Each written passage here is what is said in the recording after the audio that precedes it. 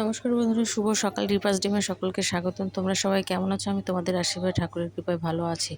তো যাই হোক, সকালবেলা ঘুম থেকে উঠে সকল কাজ টাজ শেষ করে পূজা করে এখন যাব হচ্ছে ছাদে।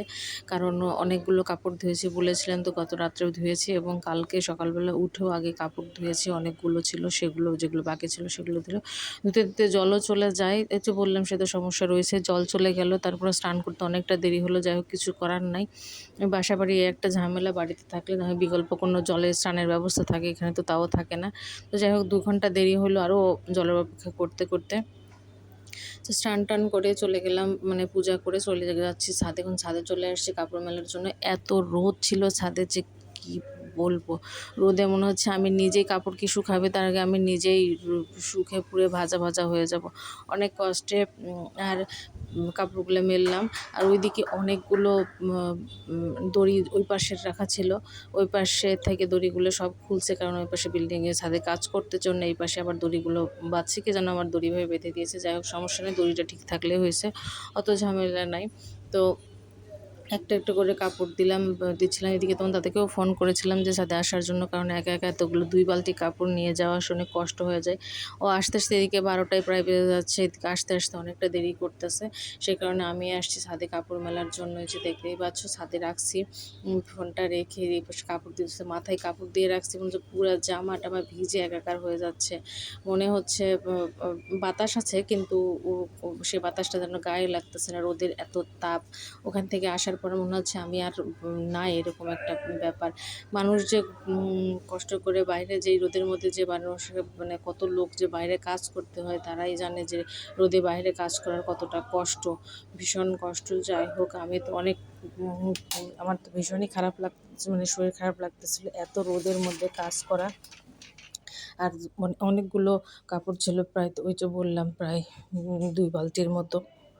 তো ওখান থেকে বেরিয়ে এসে রান্না করতে হবে, তবে তেমন বেশি কিছু রান্না করব না আজকে। আবার হচ্ছে মানে ভোগ আছে, একটা ভোগে যাব। গুরু বাবা ফোন করেছিল, অনেক দিন তো যাওয়া হয় না, প্রায় মাস 2 হলো কোথাও যাওয়া হয় না, যেহেতু মেয়ের পরীক্ষা ছিল, পরীক্ষা প্র্যাকটিক্যাল সবই যেহেতু শেষ, এখন তো ইজিলি যেতে পারবো। তো দাদাকেও বললাম, মেয়েকে বললাম, ওরা কেউ যাবে না, কারণ মেয়ের আজকে বান্ধবীদের সঙ্গে ঘুরতে যাওয়ার আছে। তো তোমার দাদার সঙ্গে নিয়ে যাবে আমার তো, কারণ যেহেতু আমি ভোগে যাব সেহেতু আমি যেতে পারতেছি না, ওই নিয়ে যাবে। তো সেই কারণে আর তেমন রান্নাবাড়ি নাই।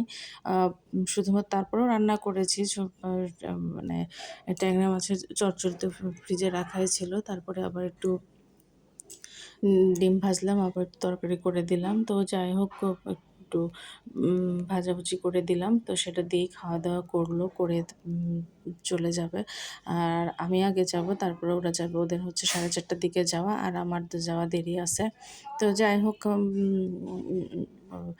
না, আমি আগে যাব, ওদের যাওয়া দেরি আছে। ভুলভাল কথা বলে ফেলতেছি, মানে কাপড় ওই যে তারপরে তো মেললামই, ওখান থেকে চলে আসলাম। পরে অবশ্য তখন দাদা আসছিল, আসার ছাদে আসছিল, কিন্তু সে কোনো কাজই করে নাই, শুধুই আর কি টহল মারতে আসছিল। তো দেখতে পাচ্ছ আমার অবস্থা, পুরো ঘেমে নিয়ে একাকার অবস্থা হয়ে গেছে, পুরা চুল ভিজে গেছে। আর এই যে খোপা করে কাজ করতেছিলাম, চুল খোপাটাও খুলে গেছে, মাথা পুরো গরম হয়ে গেছে।